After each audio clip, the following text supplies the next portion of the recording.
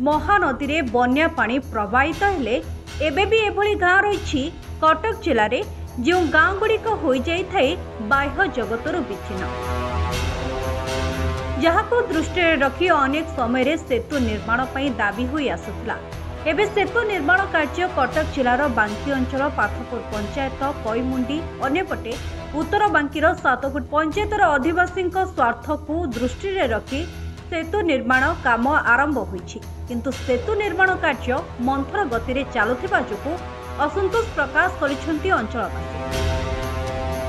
टिके भलो करी देखंतु एई जो गाँ रही खुद कटक सहर ठारू मात्र 90 किलोमीटर दूर रे बांकी कैमुंडी गाँ। एठी दुईटी वार्ड रही, वार्ड 16 और वार्ड 17। जनसंख्या 1200 रु ऊर्ध्व। एठाकार आदिवासी नदी कूलिया। जेतेबेले महानदी रे बन्या आसे प्रथमे ए गाँटी होइथाए बाह्य जगतर विच्छिन्न। पिलाठारू वृद्ध अन्यपटे गाई गोरु छेली मेंढा भली गृहपालित पशु मध्य एथिरे होइथांती प्रभावित। जरूरीकालीन परिस्थिति पई देशी डंगा पालटी थाए सहारा। एबे एठाकार आदिवासी दुख शुणुछंती ओडिया सरकार। 13 मार्च 2024 रे ग्राम्य उन्नयन विभाग पक्षरु एक कैमुंडी आदिवासी स्वार्थ को दृष्टि रखी पाटनार सेतु काम आरंभ होईछि। सेतिपई व्ययबराद होईछि 908.13 लाख टंका, जहार दैर्घ्य 152.74 मीटर, प्रस्थ 7.50 मीटर।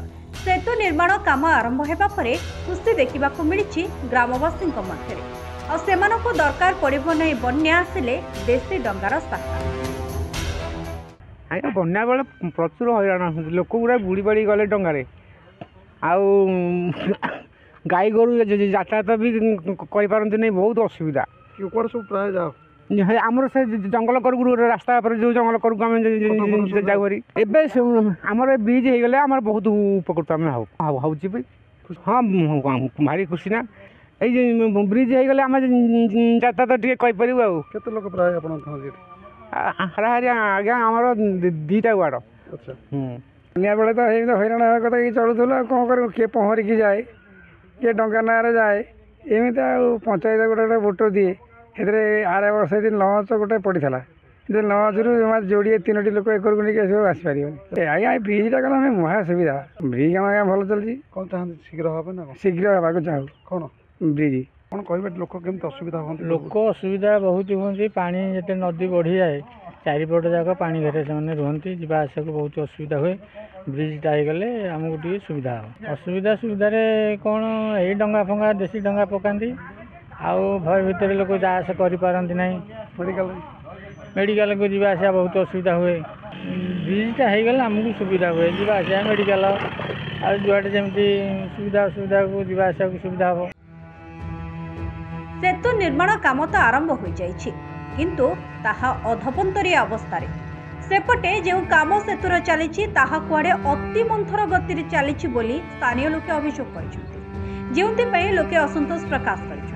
जदि सेतु निर्माण कार्य द्रुत संपन्न हुए निश्चिंत वर्षा दिन पूर्व अर्थात महानदीर चलित वर्षा आसुथिबा बन्या प्रभाव आश्वस्ति मिल पारंता बोली स्थानीय वार्ड बासिंदा कहते।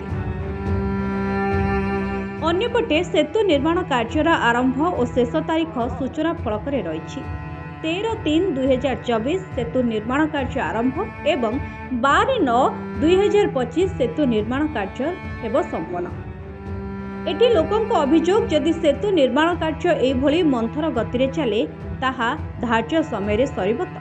अन्यपटे विभागीय अधिकारी तथा सहकारी निर्वाही जंत्री अजय कुमार महापात्र सहित जोगाजोग करने को चेष्टा करूँ, किंतु तांको कार्यालय रे पड़ता ताला जोंपाई कौन प्रतिक्रिया मिल पारि नहीं।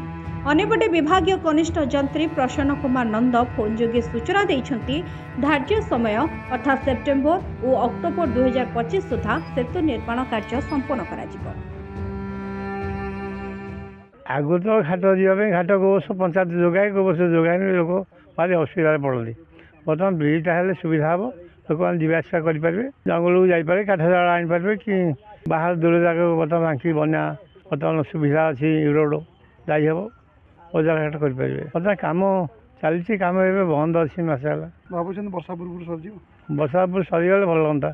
आम चाहूँ वर्षा पूर्व सरी पड़ीटी हेले आज्ञा गाई गोरु भासी जाती लोक मैंने बहुत असुविधार सम्मुखीन मेडिकल जापारना डंगा उपर निर्भर कराया सेपरी कौन आखि दृष्टिया कम होनी बर्तमान से ब्रिज हबार आम बहुत खुशी किंतु ब्रिज कामटी मंथर गति चलुवर समस्ते असंतोष प्रकाश कर आम सरकार पाखे नवेदन करुँ ब्रिज कामटी जदि तुरंत हो जाता 5 खंड गाँव लोक उपकृत होते विशेषकर कईमुंडी ग्रामर लोक मैंने नाई नखबार असुविधार सम्मुखीन हो समस्ते भल रहते मेडिकल फेडिकल जाऊँगी गाई गोरु हैरान होती फसल फसल नष्ट हो ब्रिजटी हेले आज्ञा सब प्रकार उन्नति हम ଏବେ ଦେଖିବାକୁ ବାକି ରହିଲା ନିର୍ଦ୍ଧାରିତ ସମୟ ମଧ୍ୟରେ ସେତୁ ନିର୍ମାଣ କାର୍ଯ୍ୟ ସମ୍ପନ୍ନ ହେବ ନା ଠିକାଦାରର ମନ୍ଥର କାମ ପାଇଁ ପୁଣି କଇମୁଣ୍ଡି ଅଞ୍ଚଳବାସୀ ପୁନଃ ସେହି ଜଳବନ୍ଦୀ ଜୀବନ ଅତିବାହିତ କରୁଛନ୍ତି ତାହା ସମୟ କହିବ।